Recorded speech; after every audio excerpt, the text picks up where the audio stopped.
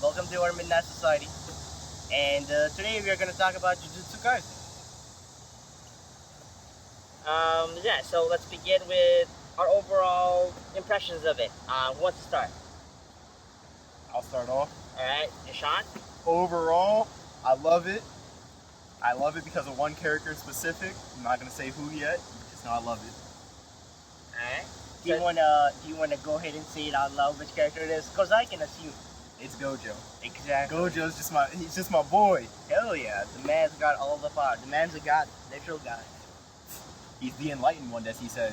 Yes, absolutely. What did you guys think about the art? I think this would be served better in like a bigger, like these square kind of paperbacks do not do it justice. I think I'll talk about this more when we talk about, you know, our criticisms of it. I just think it's underserved by this size of book. You think it should be done more like this? Or even a little bit bigger.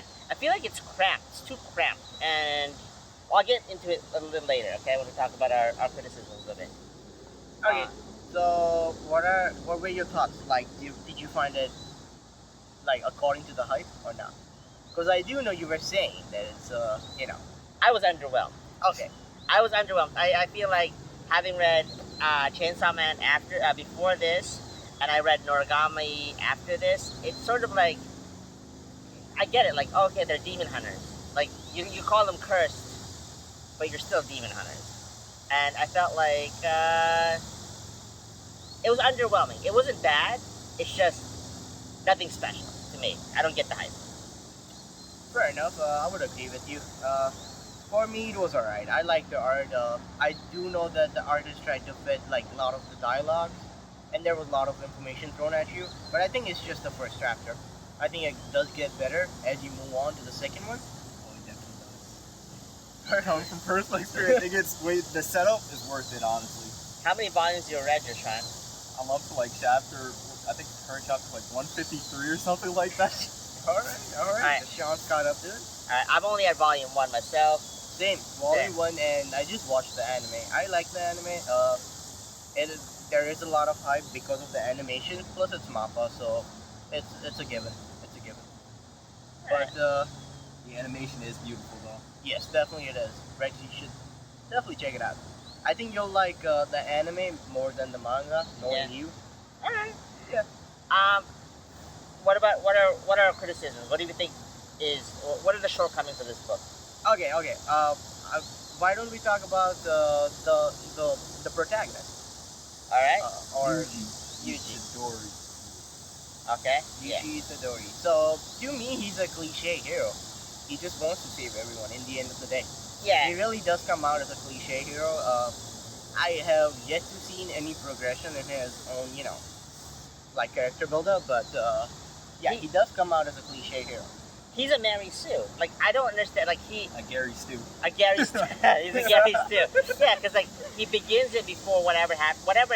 The Call to Adventure, before that happens, he's already, like, super gifted. Mm-hmm. And then, like, he just gets more super gifted. It's sort of like he starts off as a perfect specimen, and then he just becomes more of a perfect specimen. There's no angst, or not angst, but like there's no conflict, I think. And I think I mean, I've only read the first volume, so I don't know. Maybe they're gonna develop that more. But he does seem very like cookie cutter, as you said. He's a cliche, and I think I hope they develop his character, because right now it's very underwhelming. Yes, the first book definitely just gives you a cliche, good old hero. But moving on, knowing that I watched the anime, I think it gets better. Yes. Oh, he changes. He changes a lot. Yes. Once you get to hear his family's backstory, also it makes more sense why he started off the way he did at the beginning. Okay. All right. Anything else you want to talk about? What? Do you guys really want to talk about the setting? I feel like it's just like it's Japan. It's kind of like Chainsaw Man a little bit to me, honestly, with the demons and the curses. Exactly. Yeah. Oh, definitely. It actually reminds me of one of the anime, Noragami. So if I'm right, it was the same. That's how curses actually like take place. Yeah, they're like negative feelings. Emotions. Yeah. Like the gods' families and stuff like that. Yeah, definitely.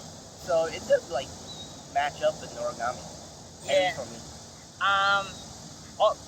If we're gonna jump ahead a little bit to the criticism, my biggest criticism, I think, it's a lot of telling, not showing. Like there are a bunch of pages where it's just dialogue, but speech bubbles, or like little thought bubbles or explanations, and I like that. I love world building, but it's just too much. I think something like Chainsaw Man does not over explain. It doesn't explain at all. Yep. This one over explains to the point where like I get it. Like I don't need, and I mean sometimes it's meta. It's trying to be like, this is what is typical, demon slayers or whatever.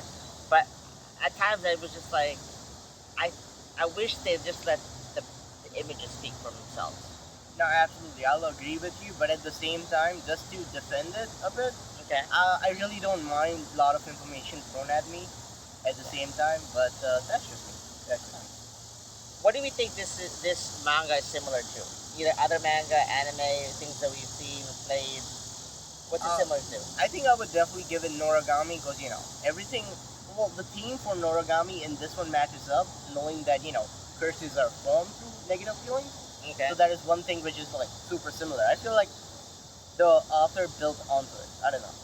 Okay, fair enough. But, It kind of gives me the Witcher vibes. I don't know. Maybe it's because I'm playing The Witcher 3 lately, but I feel like the world building in like the world is similar to The Witcher. How you have the JuJuTsU sorcerers going around killing curses, and then in The Witcher you have the Witchers going around killing. that is so, yeah, absolutely. So you have, that actually And then they matches have up with specific Witcher. schools for them and things like that. Yes, Yeah. yes. Alright. This one I would say, I got a lot of Noragami vibe from it. Although I gotta say, I like Noragami a lot more than I do this right now. But here's the thing. I think as me and as Josh has said before, we've only read the first volume.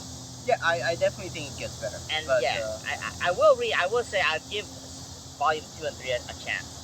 yeah, definitely. I'm hoping I'm praying that it'll be better, and I'm sure it will be. But I gotta say, not as good as Chainsaw Man. No, most certainly. Chainsaw Man, I would do say that Chainsaw Man is peak fiction. At this point, As many of them would like to, name it as. Yeah. All right, guys. What do we rate this out of 10? I would give it a 7.5 Okay. to 8. Are we talking about this volume in specific or this series? Just volume 1, brother. Volume 1. Volume 1. I'd give it an 8 out of 10. Alright. Okay. That's because you know what happens at the end. Towards the end. I have hindsight. Okay, all right. I would say I'd give this a 6.5 or 7. But like I said, I still give volume 2 and 3 a chance because you never know. All right. Yes, most certainly. All right. That's it for this episode. Thank you for joining us for the manga tasting menu, our second episode. And if you would like to get JuJuTsU Kaisen, it's out there. Barnes & Noble has more stock, so give this a chance, actually. It might be not bad. It just might be up your alley. Yeah. And remember, buy physical media. Invest in your obsessions, alright? Have a good day, guys. Thank you. Bye-bye.